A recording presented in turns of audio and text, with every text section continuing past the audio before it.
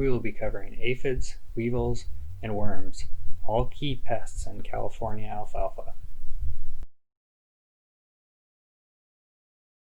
Summer worms, including western yellow-striped and beet armyworms and alfalfa caterpillars, can be significant pests of alfalfa. Armyworms are larvae of moths, while alfalfa caterpillars are larvae of these pretty yellow and white butterflies that we see flying around alfalfa fields. While adults are harmless, the larvae can be highly damaging as they feed on plants, leaving behind tattered foliage that results in significant yield and quality losses.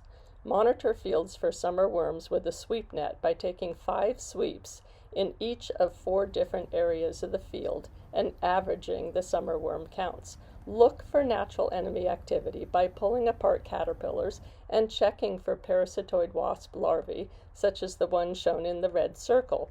These larvae come from adult parasitoid wasps on the lower right that sting and lay eggs inside caterpillar hosts.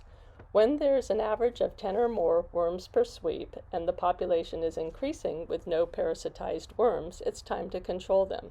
To control summer worms, one can cut fields to avoid worm damage or control them with insecticides. Be sure to choose insecticides with low impact to natural enemies, such as ladybugs, that control other pests like aphids. For alfalfa hay in California, some options include Coragen or Prevathon, Intrepid, and the microbial insecticides such as the BT called Zentari.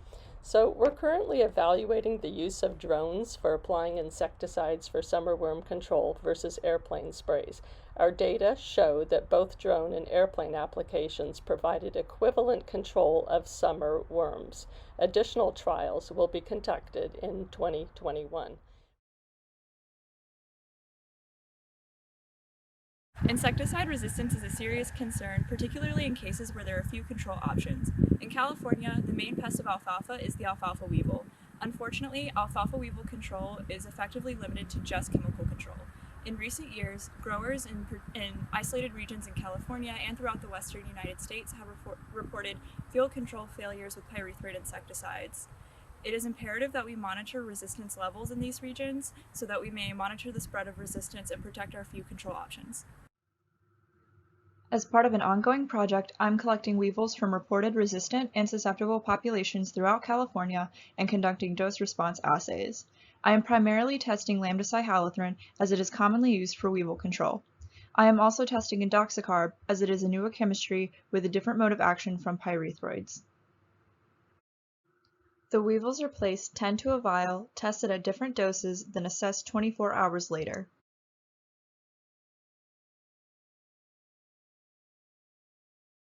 By comparing dose with the number of weevils killed, I can generate a curve that shows how resistant that population is. Testing populations all across the state will help tailor resistance management advice to the needs of that region.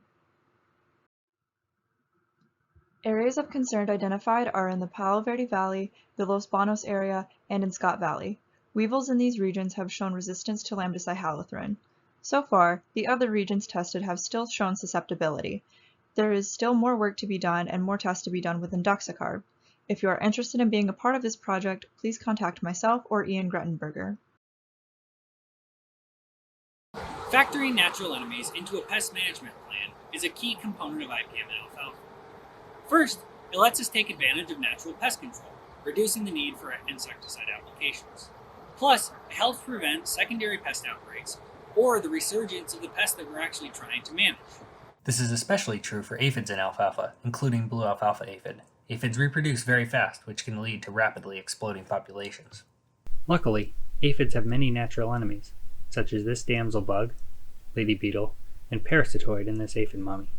In this study, we present data from a 2015 aphid trial at the Intermountain Research and Extension Center. A variety of broad-spectrum insecticides were tested, along with some newer, more selective materials. Aphids and natural enemies were assessed at 3, 7, and 14 days. Here we have percent control blue alfalfa aphid. We have a number of broad-spectrum materials and some selective materials. After 3 days, we see a range of percent control. After 7 days, one of the broad-spectrum materials has started to fall off. At 14 days, the selective materials are still getting very good control, while these broad-spectrum materials are performing extremely poorly, actually off the scale shown here. So what's the story? It's with the natural enemies, like these lady beetle larvae. Lady beetle abundance is shown here. The broad spectrum materials nearly zeroed out the lady beetles through 7 days. In contrast, the selected materials maintained natural enemies through 14 days. Numbers started to increase in some of the broad spectrum treatments and the untreated at 14 days, very likely because aphid populations were taking off and these plots were attractive. We are continuing to evaluate new selective materials, and some are or will likely soon be available on the market.